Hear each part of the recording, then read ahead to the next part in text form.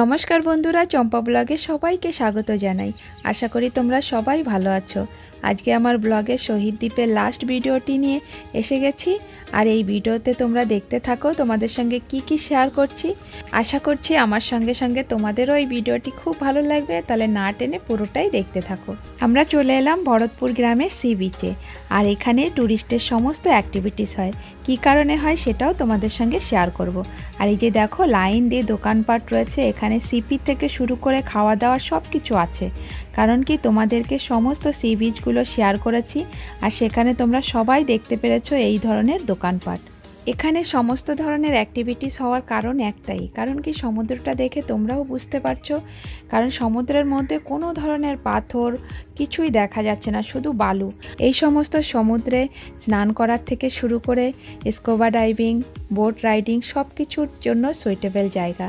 আর দেখো, এই জায়গাটা শেয়ার করতে এই কারণেই পারছি যে এখন ভাটার টাইম, আর এই গাছপালার নিচে বসলে এত হাওয়া, এত ঠান্ডা।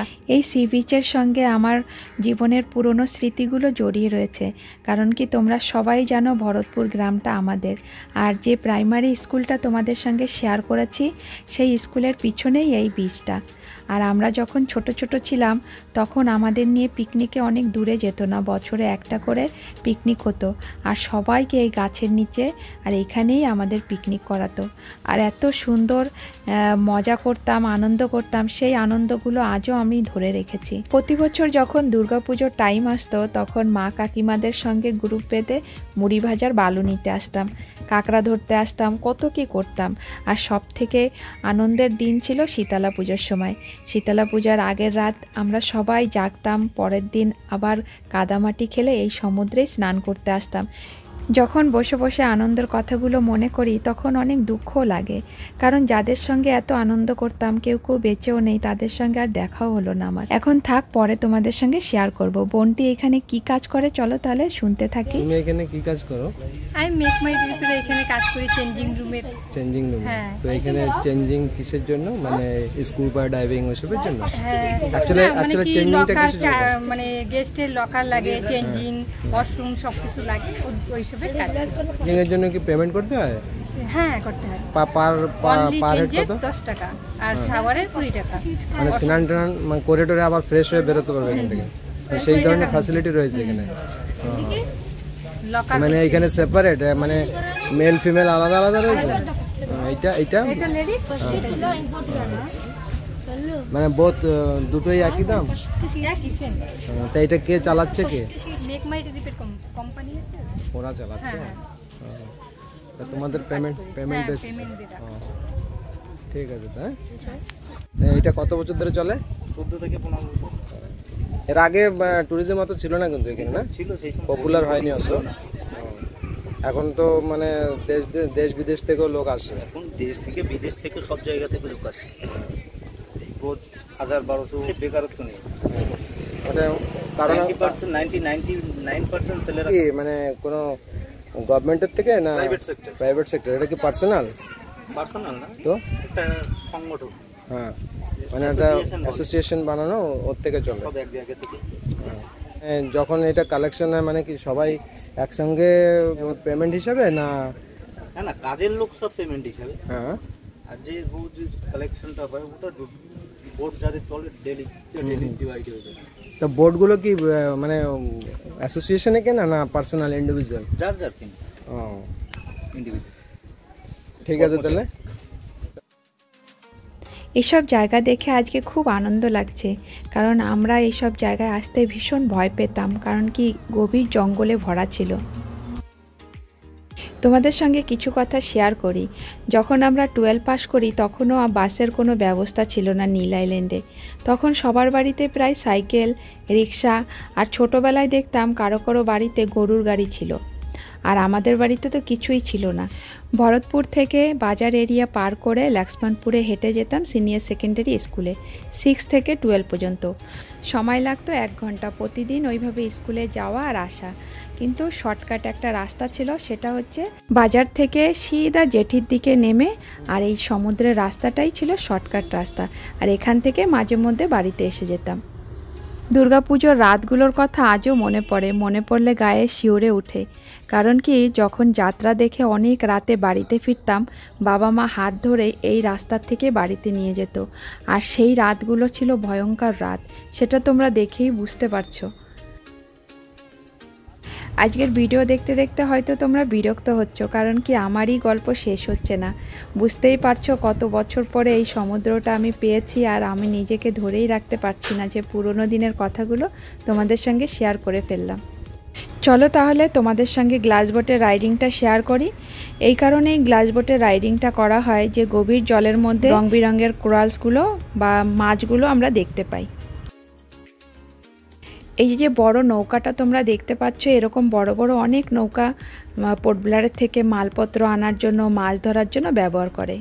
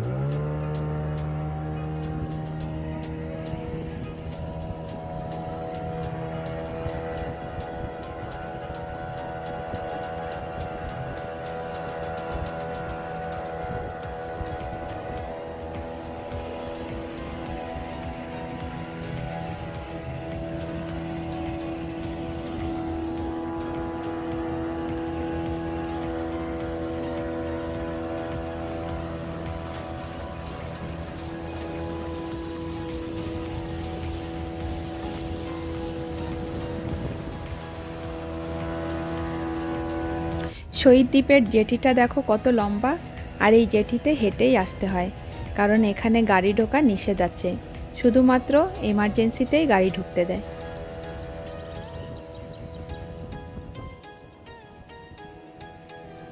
एक्सक्यूज मी सर, आप लोग कहाँ से सर? चेन्नई से। आप? हम यहीं पे अंडमान में। नील मेरा एक्चुअली मेरा नेटिव लिटिल अंडमान। हाँ, तो बहुत ज़्यादा आइलैंड है ना यहाँ पे। तो लिटिल अंडमान हट पे मतलब पोर्ट ब्लेयर से सारे जगह में कनेक्ट है। वो साउथ अंडमान में आएगा।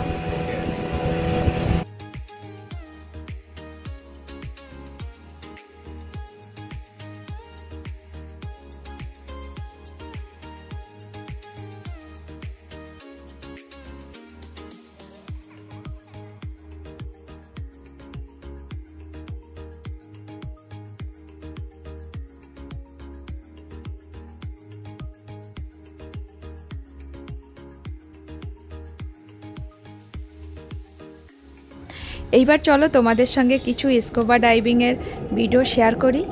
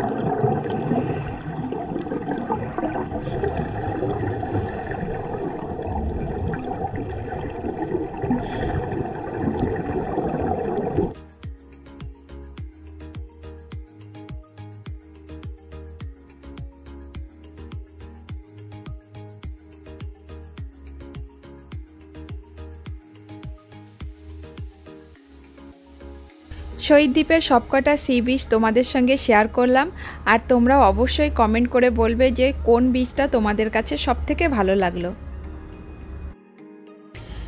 আমার হাজব্যান্ড আর জামাইবাবু অল্প সময়ের জন্য নিলে গিয়ে যতটা সম্ভব হয়েছে তোমাদেরকে অনেক ভিডিও শেয়ার করলাম। আর আজকে হচ্ছে নীল ছাড়ার পালা, আর ভাবছি যে জেটিটাও তোমাদের সঙ্গে শেয়ার করি। সবাই ছুটে ছুটে যাচ্ছে ফেরি ধরার জন্য, কারণ প্রাইভেট ফেরির সঙ্গে সঙ্গে গভর্নমেন্ট ফেরিগুলো রয়েছে। আর সারাদিন প্রচুর ট্যুরিস্ট আসে, বোটও এরকম আসা যাওয়া করতে থাকে।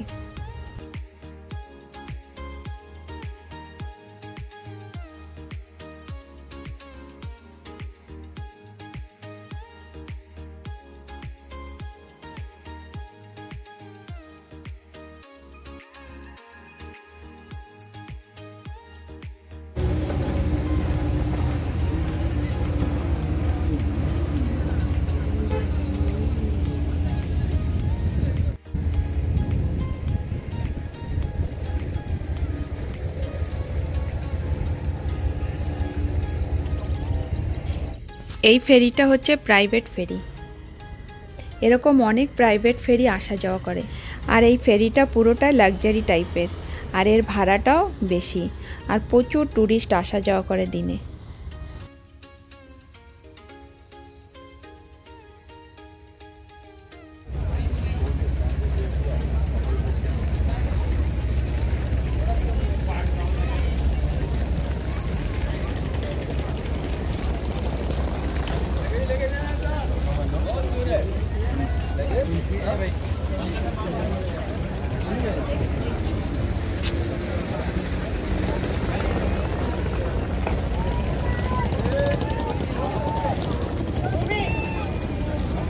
জেটিতে আসার পরে অনেকের সঙ্গে দেখা হচ্ছে, আর এই যে হচ্ছে আমার গ্রামের একজন দাদা।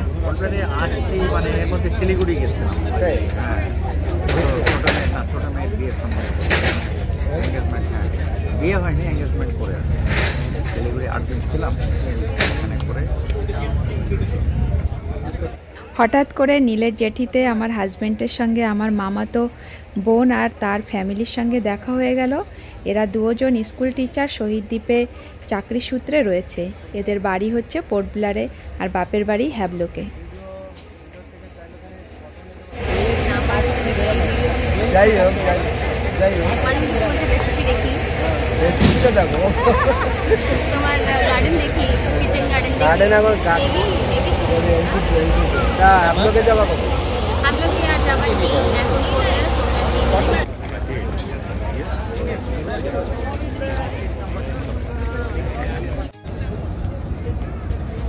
এটা হচ্ছে গভর্নমেন্ট ফেরি, আর তোমরা দেখে বুঝতেই পারছো যে দিনে কত লোকজন আসা যাওয়া করে, বোট কম পড়ে যায়।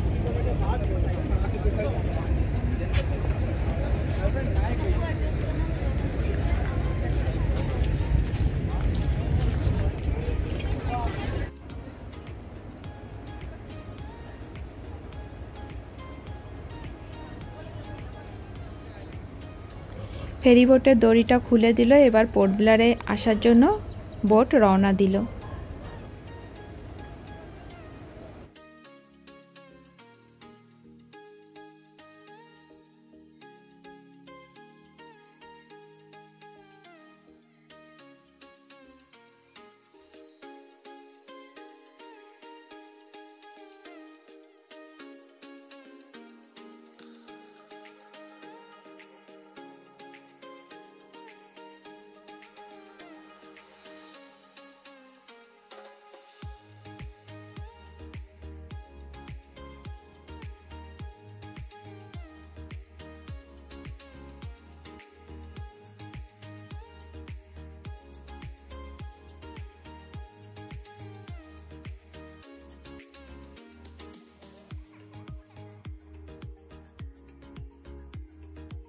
ইনি আমাদের শহীদ দ্বীপের সম্পর্কে কাকু হন।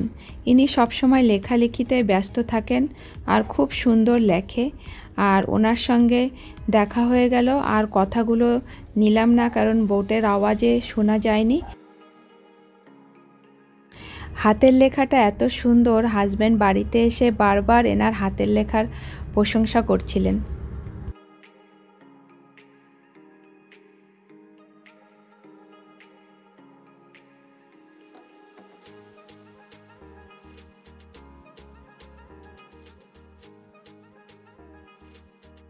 লিটল আন্ডামানেরই আমার হাজব্যান্ডের গ্রামের একজন ভাই সম্পর্ক এই ফেরিতেই ডিউটি ওনার, তার সঙ্গে দেখা হয়ে গেল।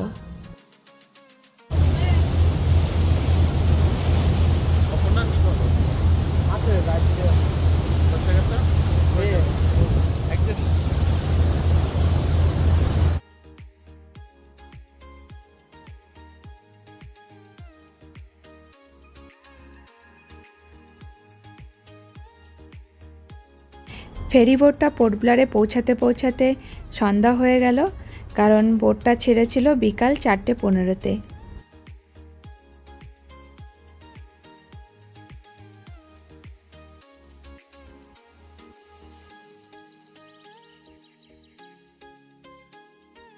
তাহলে বন্ধুরা, আজকের ভিডিওটা কেমন লাগলো সেটা অবশ্যই কমেন্ট করে জানাবে। আর ভালো লাগলে একটা লাইক করো, আর লাইকের সঙ্গে সঙ্গে শেয়ার করে দিও যাতে সবাই দেখার সুযোগ পায়। আর যেভাবে আমার পাশে তোমরা সাপোর্ট করছো তার জন্য অনেক অনেক ধন্যবাদ। তাহলে সবাই তোমরা ভালো থাকবে, সুস্থ থাকবে। ধন্যবাদ।